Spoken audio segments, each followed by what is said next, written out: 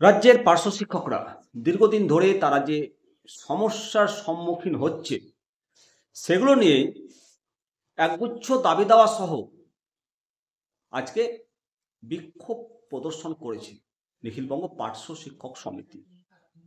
আজকের এই আন্দোলন শিক্ষকদের ন্যায্য অধিকার প্রতিষ্ঠার জন্য দীর্ঘদিন ধরে যে সমস্ত সমস্যাগুলো সম্মুখীন হচ্ছে শিক্ষকরা সেইগুলোকেই তারা সামনে এনেছেন।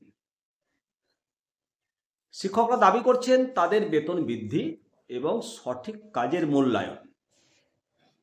তারা অন্ততপক্ষে উন্নত কর্মপরিবেশ এবং শিক্ষার মান বৃদ্ধির জন্য প্রয়োজনীয় উপকরণ চায়। শিক্ষকদের এই আন্দোলন শুধু তাদের জন্য কি না, বরং একজন শিক্ষার্থীদের ভবিষ্যতের জন্য। কারণ একজন ভালো শিক্ষকই পারেন শিক্ষার্থীদের পথ দেখাতে। নিখিলবঙ্গ পার্শ্ব শিক্ষক সমিতির সদস্যরা আজকে একত্রিত হয়ে সরকারের নিকট দাবি দেওয়াগুলো তুলে ধরেছে। তারা আশা করছে সরকার তাদের দাবিগুলো দ্রুত মেনে নেওয়া হবে।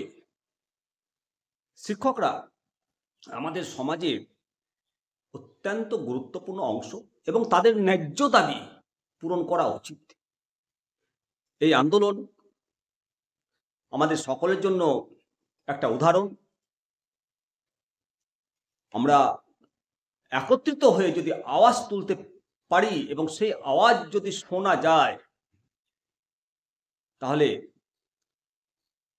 শিক্ষকদের দাবিগুলো প্রতিষ্ঠা হতে দেরি লাগবে না। নিখিলবঙ্গ পার্শ্ব শিক্ষক সমিতি ৬ দফা দাবি জানিয়ে পুরুলিয়া জেলা শাসক এবং জেলা শিক্ষা দপ্তর আধিকারিকের কাছে স্মারকলিপি প্রদান করেছে। পুরুলিয়া শহরের জুবিলি ময়দানে তারা জমায়েত হন। পরে সেখান থেকে নিজেদের দাবি দেওয়ার ব্যানার পোস্টার হাতে মিছিল করেন সংগঠনের সদস্যরা।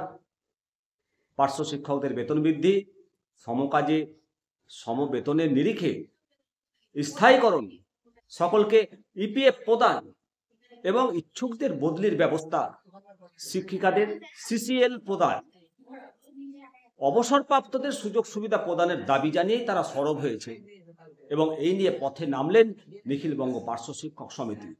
এবং তারা হুঁশিয়ারি দিয়েছে যে দাবি দেওয়া না মানলে আগামী দিনে বৃহত্তর আন্দোলনের হুঁশিয়ারি দিয়েছে। অবশ্যই সমবেত আন্দোলন, সমবেত আওয়াজ সরকারের কাছে যে কোনো দাবি দেওয়া আদায় করা যায়, তার উদাহরণ আমরা পেয়েছি।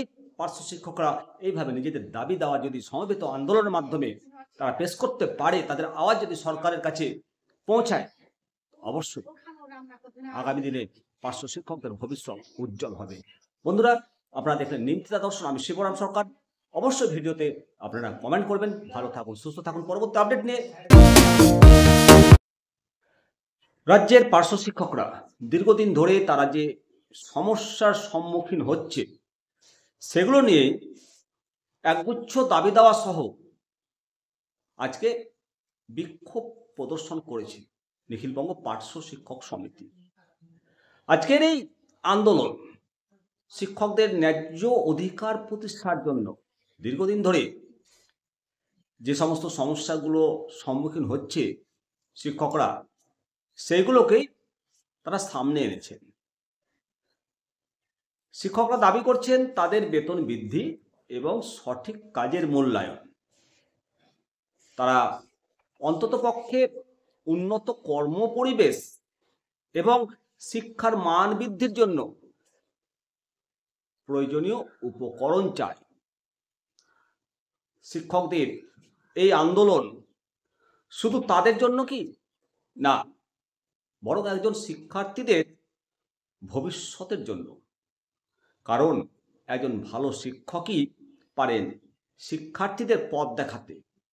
নিখিলবঙ্গ পার্শ্ব শিক্ষক সমিতির সদস্যরা আজকে একত্রিত হয়ে সরকারের নিকট দাবি দাওয়াগুলো তুলে ধরেছে। তারা আশা করছে সরকার তাদের দাবিগুলো দ্রুত মেনে নেবে, মেনে নেওয়া হবে। শিক্ষকরা আমাদের সমাজে অত্যন্ত গুরুত্বপূর্ণ অংশ এবং তাদের ন্যায্য দাবি পূরণ করা উচিত। এই আন্দোলন আমাদের সকলের জন্য একটা উদাহরণ। আমরা একত্রিত হয়ে যদি আওয়াজ তুলতে পারি এবং সেই আওয়াজ যদি শোনা যায়, তাহলে শিক্ষকদের দাবিগুলো প্রতিষ্ঠা হতে দেরি লাগবে না। নিখিলবঙ্গ পার্শ্ব শিক্ষক সমিতি 6 দফা দাবি জানিয়ে পুরুলিয়া জেলা শাসক এবং জেলা শিক্ষা দপ্তর আধিকারিকের কাছে স্মারকলিপি প্রদান করেছে। পুরুলিয়া শহরের জুবিলি ময়দানে তারা জমায়েত হন। পরে সেখান থেকে নিজেদের দাবি দেওয়ার ব্যানার পোস্টার হাতে মিছিল করেন সংগঠনের সদস্যরা। পার্শ্ব শিক্ষকদের বেতন বৃদ্ধি, সমকাজে সমবেতনের নিরিখে স্থায়ীকরণ, সকলকে ইপিএফ প্রদান এবং ইচ্ছুকদের বদলির ব্যবস্থা, শিক্ষিকাদের সিসিএল প্রদান, অবসরপ্রাপ্তদের সুযোগ সুবিধা প্রদানের দাবি জানিয়েই তারা সরব হয়েছে এবং এই নিয়ে পথে নামলেন নিখিলবঙ্গ পার্শ্ব শিক্ষক সমিতি। এবং তারা হুঁশিয়ারি দিয়েছে যে দাবি দেওয়া না মানলে আগামী দিনে বৃহত্তর আন্দোলনের হুঁশিয়ারি দিয়েছে। অবশ্যই সমবেত আন্দোলন, সমবেত আওয়াজ সরকারের কাছে যে কোনো দাবি দেওয়া আদায় করা যায়, তার উদাহরণ আমরা পেয়েছি। পার্শ্ব শিক্ষকরা এইভাবে নিজেদের দাবি দেওয়া যদি সমবেত আন্দোলনের মাধ্যমে তারা পেশ করতে পারে, তাদের আওয়াজ যদি সরকারের কাছে পৌঁছায়, অবশ্যই আগামী দিনে পার্শ্ব শিক্ষকদের ভবিষ্যৎ উজ্জ্বল হবে। বন্ধুরা, আপনারা দেখলেন নিমতিতা দর্শন, আমি শিবরাম সরকার।